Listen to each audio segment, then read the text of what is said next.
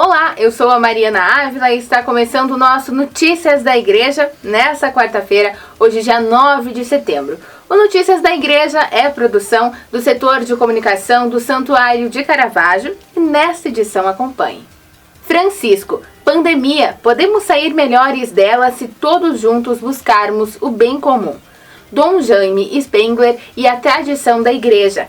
Padre Gilney Fronza, o porquê de tanta aglomeração. A resposta cristã à pandemia e às consequentes crises socioeconômicas se baseia no amor, antes de tudo, no amor de Deus que sempre nos precede, disse o Papa na audiência geral desta quarta-feira. Hoje, na entrada, um casal me disse: reze por nós, porque temos um filho com deficiência. Eu perguntei: quantos anos tem? Muitos. Que fazem? Nós o acompanhamos, o ajudamos, toda a vida dos pais por aquele filho com deficiência. Isto é amor. E os inimigos e adversários políticos, segundo a nossa opinião, também parecem ser deficientes políticos e sociais. Mas parecem. Só Deus sabe se são ou não. Mas nós devemos amá-los, devemos dialogar, devemos construir essa civilização do amor, esta civilização política, social, de unidade de toda a humanidade. Do contrário, teremos as guerras, as divisões, as invejas, também as guerras em família, porque o amor é inclusivo, é social, é familiar, é político. O amor permeia tudo. Se ne sono o no, ma noi dobbiamo amarli.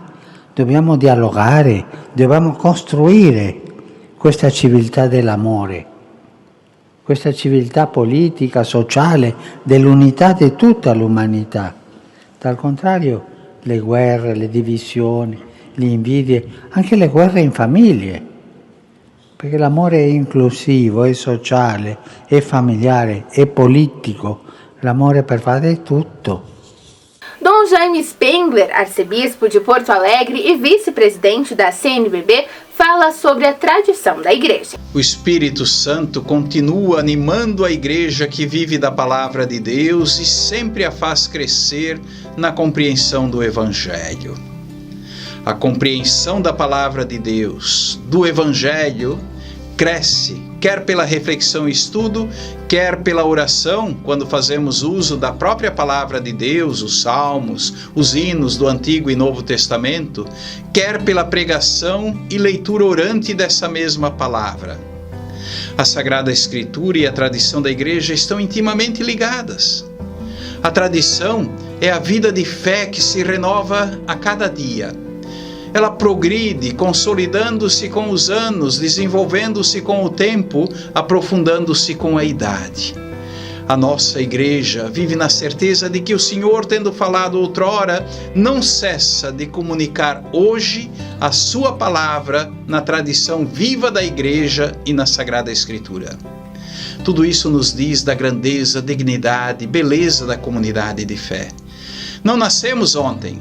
Fazemos parte de uma história de fé, de testemunho de vida que possui ao menos 2000 anos de história. Padre Gilney Fronza, reitor do Santuário de Caravaggio, reflete o porquê de tanta aglomeração. Tudo aquilo que se viu no último feriadão, muitas regras infringidas, e ouvindo alguns especialistas explicam o movimento porquê de tanta aglomeração. E assim podemos constatar, as pessoas decretaram por elas mesmas o fim do isolamento e fizeram isso sem seguir as regras de flexibilização, que é um conjunto de novas condutas que exige modificação de hábitos, uso de máscara, distanciamento social, higiene reforçada. Então, o que fizeram, na verdade, não foi a flexibilização, mas sim a normalização ou a banalização da ameaça. É porque, inicialmente, a doença não era que era desconhecida, não tinha ainda atingido a tantas pessoas, mas agora A gente percebe que, superado este momento de primeiro impacto e de uma certa histeria, de muito medo, agora parece que a epidemia já é uma realidade há mais de 6 meses e muita gente decide que, se nada de grave aconteceu consigo até agora, então não deve ser tão perigoso assim. E claro que isso revela um comportamento egoísta de quem olha mais para si mesmo do que para os outros e faz uma avaliação equivocada de que talvez o risco já tenha passado. Mas o que se deve dizer é que ainda não saímos desta pandemia. E como não podemos remover da história concreta deste nosso presente com a facilidade que desejaríamos, a tentação atual é de removermos dentro de nós e ensaiando uma espécie de negação. A realidade é o que é e sabemos bem, mas passamos a interpretá-la de uma forma mais aceitável para nós.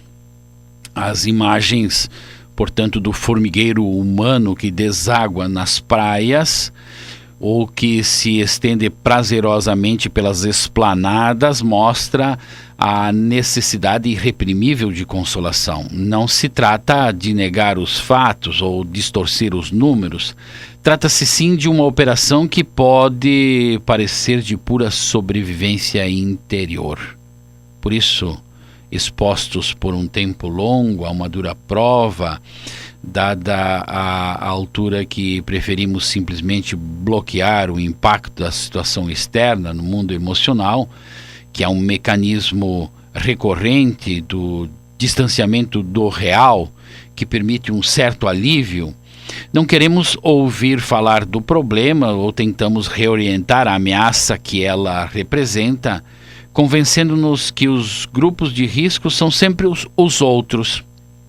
Em parte, é isso que aconteceu quando dizíamos que as pessoas de riscos eram unicamente os idosos ou os que são portadores de uma doença crônica e que existem que são completamente imunes mais do que as outras. As experiências, portanto, que devemos colher disso são experiências que podem se tornar uma oportunidade para redescobrir que a vulnerabilidade também nos ensina coisas de que precisamos. Padre Junem nos lembra que a pandemia não acabou e não podemos colocá-la debaixo do tapete.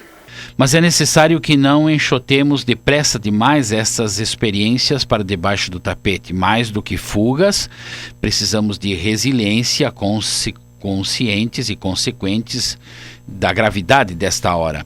Mais do que precipitarmos numa mudança de assunto, porque coletivamente chegamos a uma exaustão psíquica provocada pelo mesmo martelar deste assunto, seria importante elaborá-lo em profundidade, e isso só acontece se tivermos a coragem de o fazer emergir. Mais do que nos escondermos uns dos outros, apostados numa gestão individualista da questão, torna-se indispensável que nos encontremos num discurso de comunidade. A pandemia não tem só vítimas diretas. A quantidade de vítimas secundárias não cessa de crescer numa crise que não é apenas sanitária, mas também econômica e social. É cada vez mais manifesto que a pandemia vai nos empobrecendo. Cresceram não só os indicadores de pobreza relativa, mas também os de pobreza absoluta. Jovens, idosos, desempregados, trabalhadores precários, nacionais, imigrantes, deixaram de poder fazer face às suas despesas essenciais. Por isso, a pergunta mais urgente não é quanto tempo precisamos, 1 ano, 2 anos, mais, para voltar à situação em que estávamos. A pergunta mais premente é como essa dor nos pode ser útil, como esse ensinamento desta vulnerabilidade, desta fragilidade da vida, desse limite imposto a nós, pode nos ajudar a aprender um pouco mais sobre o convívio, o relacionamento e sermos mais comunitários. E a resposta é inequívoca. Se redescobrirmos o sentido do próximo, se este momento nos ensinar a passar para uma atenção mais solidária à vida frágil, tal como se declina em nós e nos outros, se aprendermos com esta experiência de distanciamento, desta experiência um pouco de limite, de fragilidade, pode se tornar uma oportunidade de redescobrir talvez outras coisas de que precisamos, mas é necessário que busquemos compreender a gravidade desta hora e como é importante a atitude de cada um de nós para o bem de todos. Que seja assim, que tenhamos consciência que ainda estamos em meio a esta pandemia e precisamos ainda mais uns dos outros, apesar do distanciamento social ser imposto e ainda não consciente ser imposto, porque precisamos como uma regra. Apesar disso, nós ainda sabemos que os outros são importantes, muito importantes, nos seus atos, nos seus gestos, na sua maneira de cuidar da vida. E esta foi mais uma edição do nosso Notícias da Igreja, produção Setor de Comunicação do Santuário de Caravaggio.